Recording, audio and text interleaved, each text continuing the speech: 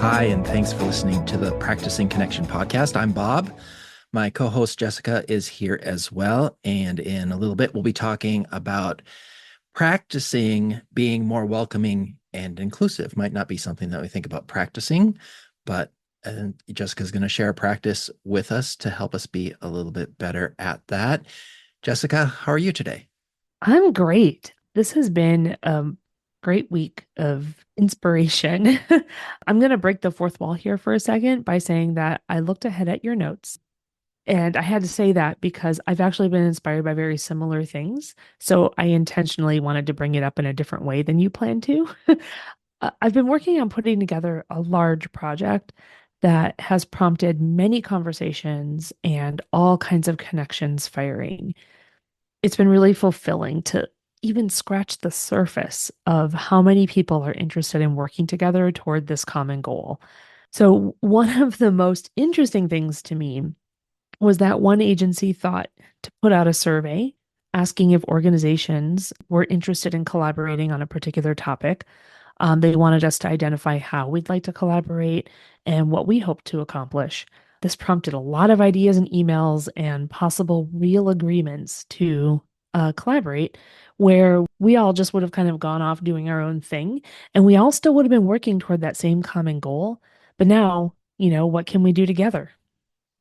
Yeah, that's awesome. And as you mentioned, I'm thinking and been inspired along similar lines. I've been thinking a lot about Stephen B. Johnson's idea of the adjacent possible, which is this idea that there are possibilities, doorways, if you want to think of them as physical things, that exist, but that we can't see alone. We need multiple perspectives to see them, and more than one perspective to kind of open up that adjacent possible. And so that's been something I've been thinking about, just because I had a couple of opportunities, one to connect a couple of colleagues who are working in different states, but they're doing very similar work. And one colleague was talking to me about their work, and I was just like, oh, that sounds similar to this person's work. And maybe, if you're not in the right mindset, you might let that just go. Just like, oh, that's interesting. I know somebody else Hmm. who does similar work. But, with the adjacent possible in mind, I took the time to introduce these two people to each other. And it's a pretty low risk, low effort thing to do, to just loop a Hmm. couple people together on an email and say, this is why I think you guys would be interested in talking to each other, but I leave the rest to you. You don't have to facilitate it. You don't have to tend the relationship for the rest of your life or anything like that. Just make a connection, and you can and let them take it where it's going to lead. And hopefully that has opened up some adjacent possibilities for those two colleagues. I had another opportunity where a funding opportunity I found out about, sparked in my head again. A couple of colleagues might be interested in this, and taking the time to just send that with some context. And this is something that, John Stepper has talked about. We've talked about on the podcast before, Jessica, when we talk about working out loud and how to do introductions of people. That context is really important. But it just makes me think that part of this is kind of opening up your aperture, to use a photography example. Jessica's the photographer among the two of us, but I'll borrow some words from her, to open up your aperture a little bit and include people beyond yourself and your own interests, and think about possibilities that are beyond maybe what's right in front of you, those adjacent possibilities that Stephen Johnson talks about. I love that. And it also reminds me of applied improv concept of widening your awareness and being aware of what's around you. And I think that's where those connections are possible. This might be the first time this has happened where we're thinking pretty much around on the same thing. We've been inspired by the same thing this week. We did not plan this. We didn't call each other ahead of time. Our outfits match, but that we did arrange. This Yeah. this inspiration thing is just complete coincidence. Well, we'd love to hear what is inspiring you. To share that with us, click send us a text message at the top of this episode's description. Your text app will open with a 7-digit number. Please don't remove it. type your message after the number and click send. We won't see your phone number or text you back to protect your privacy, but we will share your feedback in a future episode if you let us know what's inspiring you right now. If you're listening on a computer, you can email us at practicingconnection@oneop.org. So let us know what's inspiring you right now.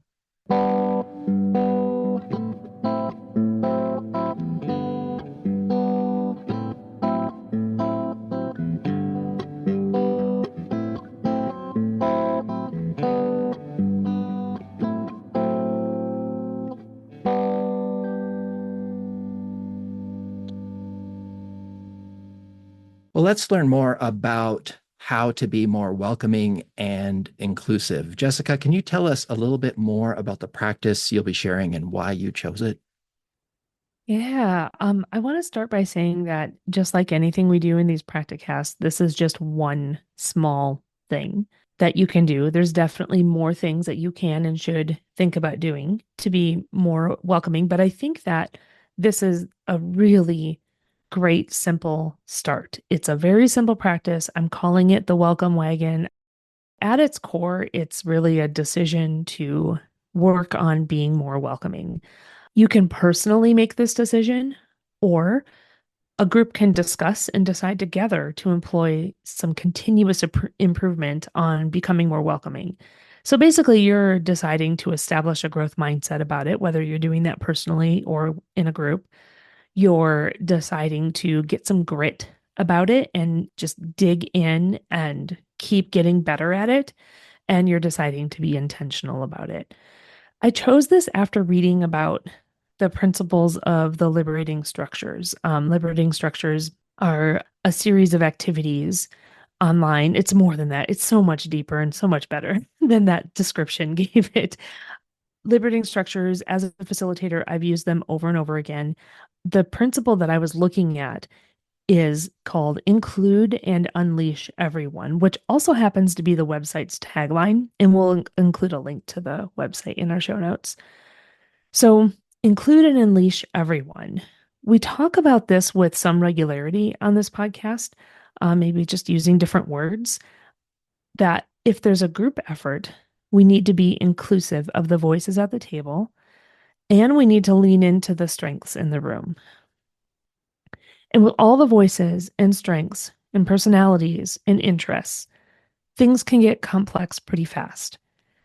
So, reading a little about that principle reminded me of all the things we do, usually unintentionally, to silence people, even when our intention might be to encourage sharing and connection. I've seen, for example, a few members of a small group engage in a discussion about a sport they all play. Nothing wrong with that.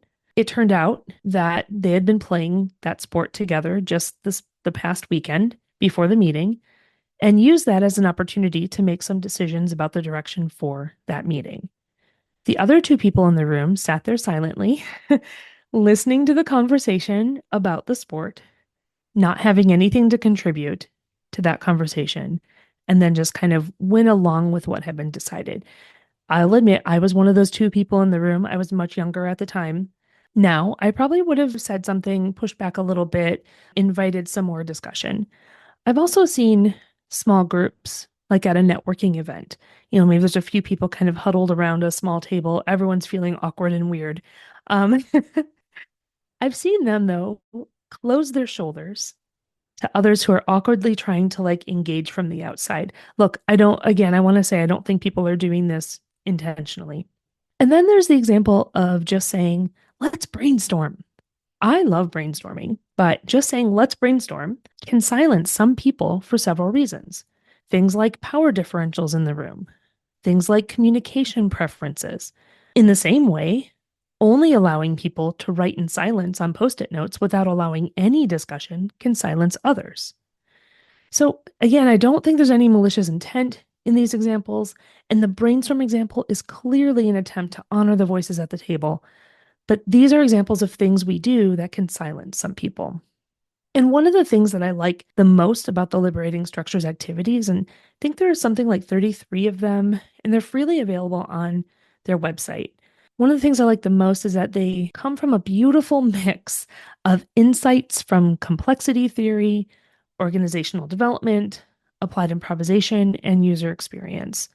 I have used them and adapted them frequently in my facilitation work because they shake things up a little and invite sharing and interaction in ways we aren't used to. I also chose this practice because should we choose this assignment, this can really make a difference in our personal lives. It can really make a difference within the groups we belong to and in the activities we do in our daily lives, whether it's a club like a Lions Club or a VFW meeting, a neighborhood group, a coalition we serve on, a meeting at work, bowling league night. I mean, it can really be employed everywhere.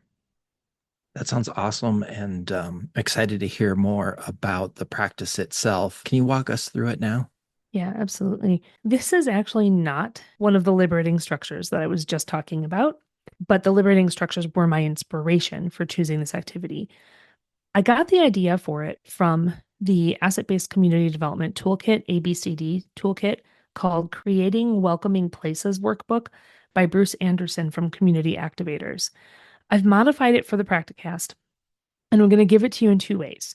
First, how you can practice this on your own, and second, how you can practice this in a group setting. So, first, on your own. Just like many of the things we do, you're going to start with some reflection.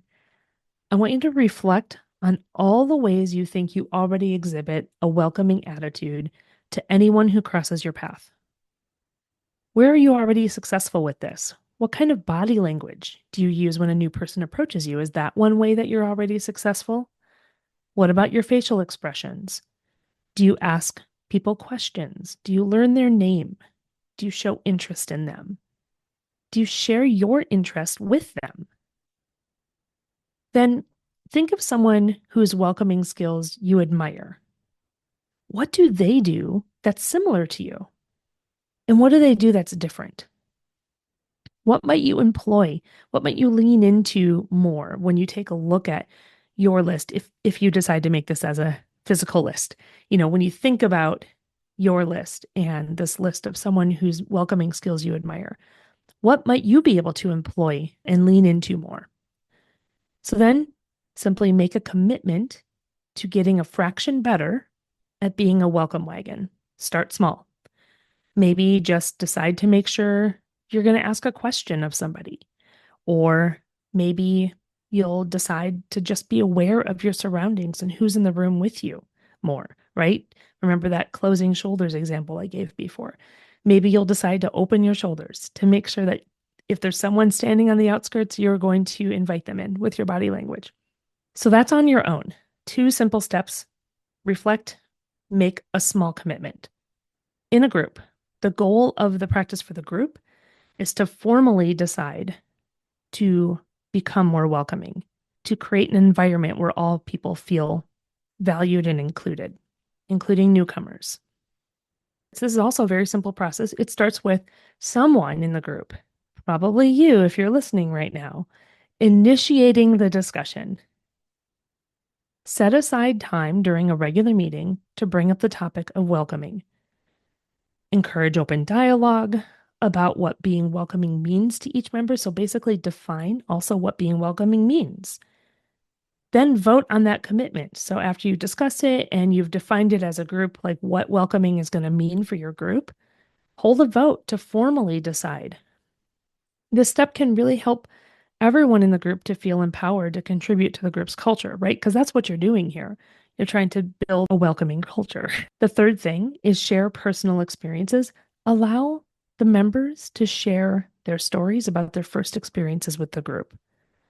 This can deepen some understanding and empathy among the members. The next is planning for improvement. So, knowing what the experiences of members have been and how you guys have defined a welcoming environment.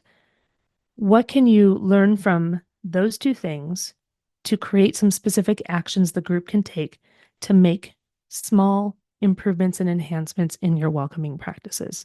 So, for instance, I mean, this is something I think that comes up a lot, but consider adding welcoming initiatives to the group's mission and strategic plan. Consider adding a welcome section and activities to every agenda.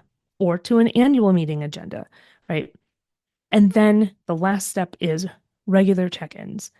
Make it a point to periodically revisit the topic, like I said, maybe at meetings or at an annual meeting. So, really simply, it's someone needs to initiate the discussion. You need to define as a group what being more welcoming is going to mean to you. Allow people to share some of their personal experiences, and then use your definition and the personal experiences to plan for improvement, and then find a way to have regular check-ins about it. Thanks so much for guiding us through that, Jessica. That's it for this episode. Thanks for joining us. If you enjoyed this episode, click the share button in your podcast app to share it with a friend.